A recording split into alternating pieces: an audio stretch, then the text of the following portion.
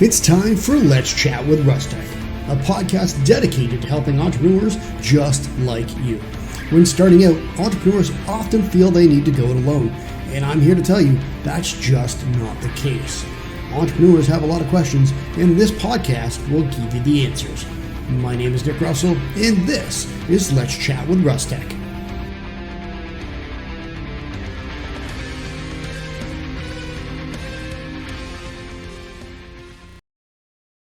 Hey everybody, and welcome back to another episode of Let's Chat with Russtek. My name is Nick Russell, and today I want to talk to you about mistakes that entrepreneurs make all too often, and kind of talk about my journey as an entrepreneur and the mistakes I've made, how I've learned from those, and how that's kind of gone a little bit further and helped me to becoming a lot more productive and getting a lot more done in less time. And one of the things that you hear all too often, and it's kind of that entrepreneur mentality that you have to hustle, and let's go. And I'll tell you why that's not good. Now, let's go back quite a ways now to early 2000s when I was at the University of Windsor. And when I was there, I was part of the paramedic team. And we were basically a volunteer medic service that provided first aid on the campus, as well as symptom relief for asthmatics and all that kind of fun stuff. But what I was doing there was typically in the evenings, and then I had a day job at the beer store. Now, I was still part-time at that point when I was with the beer store, but I was picking up shifts left and right, and I was pretty much working 40 hours a week. And they were typically 10 in the morning till 6 in the evening shifts. And then I was at the university from 7 in the evening till 7 in the morning. So you can imagine I was running myself pretty thin. So if we were slow, I would take naps throughout the night while we were on campus providing emergency response services. But if it was a busy night, especially on the weekends, you can just imagine we were running calls up until 2, 3, sometimes 4 in the morning, getting a little sleep, up, home, showered, maybe a quick cat nap, and then going back to work while I was at the beer store. So doing that, I did that for some time, and then I got to a point where I just burnt out.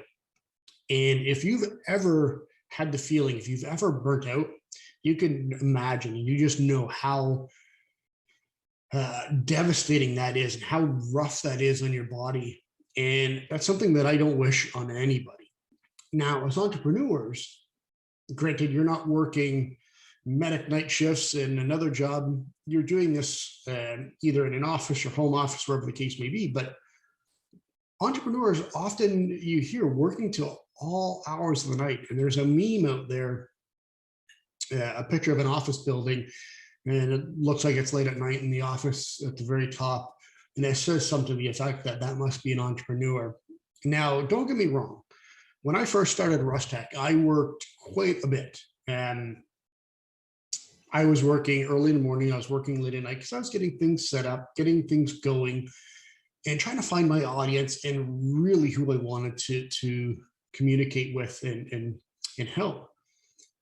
But again, I did that for a couple of years, and I got to the point where even not so much the 10 in the morning to 6 and 7 to 7 type of a shift, but I was still working quite a bit and getting really burnt out.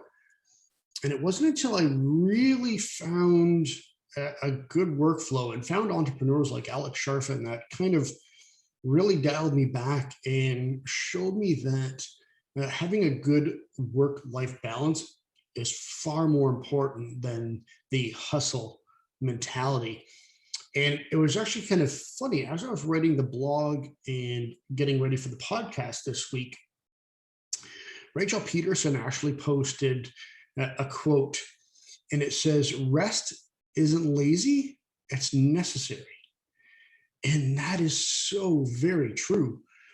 And I've gotten to the point now that in my career, in my entrepreneurial journey right now, I could, for the most part, knock on wood, it happens more, but I can work Monday to Friday, the quote unquote 9 to 5 type hours. Granted, I'm usually up working. I usually get up at 5 if you read my blog last week, and getting my reading in, and I'm usually at the desk pretty early starting my day, but I could usually be done by 4, 5, 6 o'clock in the evening. I could have the evenings to myself where I'm not working till 2 in the morning like I did when I first started. And let's be honest, I'm not exactly a young spring chicken anymore, and I can't really stay up that late anymore, let alone work and be productive. That's why for me, my most productive time is around that 6, 7, 8 in the morning up until about noon. That's my most productive. And doing that, like, I found to be that productive, I found some really good systems. And like I talked about last week, using the entrepreneur planner, or the momentum planner from Alex Sharfin, and using the Panda planners and kind of plotting out your day. So in order for me to stay this productive, you have to have a plan. You need a strategy in how you're going to get what you need done that week and that day. So that's why I always plan ahead. I always take my Panda planner. I always take my Fusion planner from Rocketbook. I take my Momentum planner from Alex Sharfin, and I kind of plot out my week. I see where my meetings are, where my calls are. I need to see what tasks need to get done, what projects am I working on that week, and I kind of plot that all out. And then every day I take a second and I use Alex Sharfin's Momentum planner, and I kind of talk about, where did I go wrong the day before? Where was I uncomfortable with how I was the day before? And that's something that's pretty tough for an entrepreneur to admit. But when you get into the habit of talking about where you're uncomfortable, it gives you a chance to recognize that, and then how to move forward and actually start to fix those bad practices, bad habits, places and things that you were uncomfortable doing the day before. Again, nothing grows and you don't get better in your comfort zones. You have to get out of that comfort zone in order to get better, right? So that's where writing that down is so, so helpful. And the other really cool thing, and this is something that I do not miss at all. I do this even on a Saturday and a Sunday. If I'm taking the day off, I even do this on the weekend because it's such a good practice. I write down, now granted on the weekends, it's not nearly as robust and as much as during the weekday, but I write down every important task I have to do that day. Now, I do have Todoist on the monitor, and with Todoist, I have every task that needs to get done. It doesn't have to be that day, but that's all my tasks. And with the Momentum planner, what I do is I take a look every morning, what tasks need to get done. I will go through all the tasks and I'll write down what I need to get done. Not in any particular order, but I'll write down what needs to get done. And then I'll take the top 3 tasks. Now, no matter what the case is, my watch is going off, but it doesn't matter what the case is, those 3 tasks have to get done that day. So like for today, for example, I wrote my top 3 tasks, and recording this podcast and YouTube video was one of them. So if anything else, I need to do those top 3 tasks. And they are the top 3 tasks that will push my business forward. I'm not going to have one of my top 3 tasks as log my water intake into my Fitbit app. But it's going to be something like, creating content, doing the podcast script, or recording the podcast, whatever the case may be, something that's important to your business. And actually, one of my tasks today, my top 3, is getting the COVID-19 vaccine, which I'm going to be doing after this podcast. I'm pretty excited about that. But the top 3 tasks you have, write those down. Doing that is really going to create that momentum in your business and starting to create good habits in how you work. Now, the next thing that I do, and I talked about it before as well, is time blocking. Now, if you just get down and you see your tasks and you just get working, if you're working longer stretches of time, you're eventually going to get a little tired, a little sick of looking at the monitor all day long, and you're going to find yourself not dozing off, but starting to daydream. Next thing you know, you're on Facebook or Instagram or looking at TikTok or whatever the case may be. And then next thing you know, another hour is gone and you didn't accomplish anything. So what I like to do is, whether it be 1 to 2 hour time blocks, depending on the task that I'm doing. And I actually have that blocked out in my Google Calendar. So for that hour, my phone notifications go off and I focus on that project, on that task, whatever the case may be. And that's it for a solid hour or for a solid 2 hours. Once I'm done that time block, and my watch will go off. Unfortunately, that went off and I'm running a little late with this podcast, but that's okay.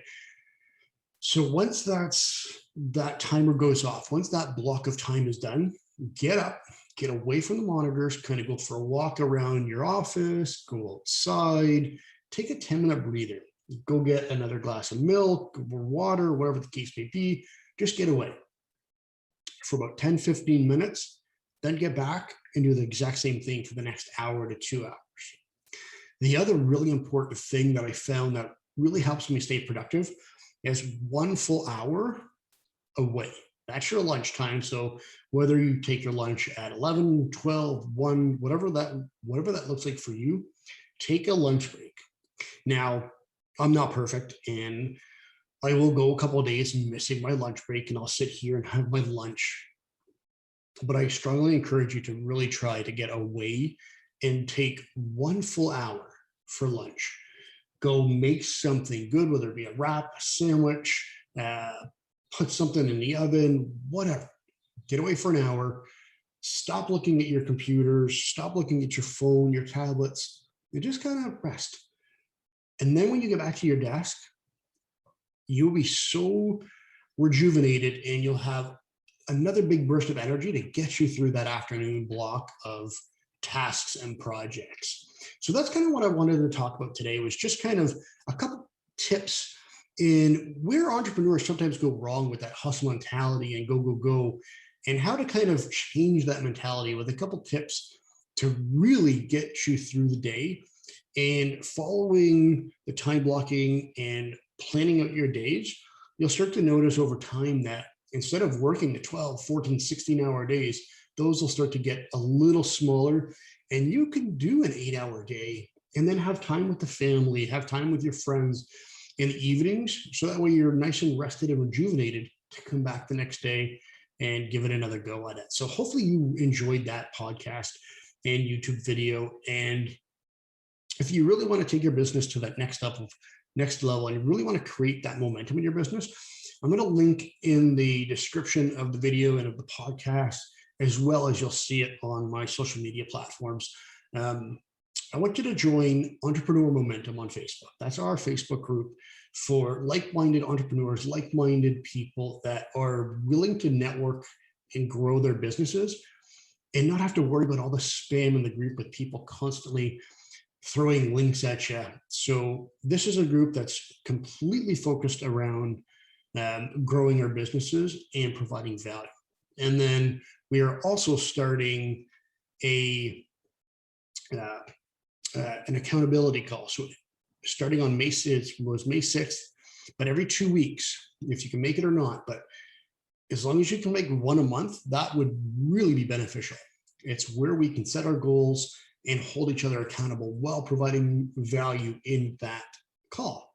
So again, if you head to Facebook, look Entrepreneur Momentum up, join that group. We'd love to have you in there.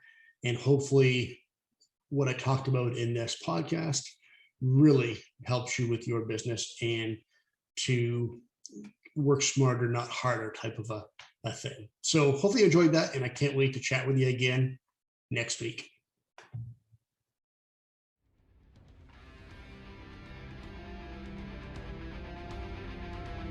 As entrepreneurs, our time is very valuable. So spending time online should be kept at a minimum.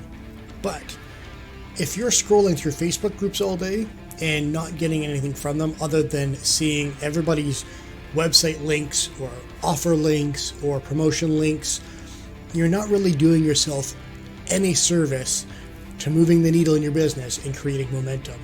Now, I wanted to change that.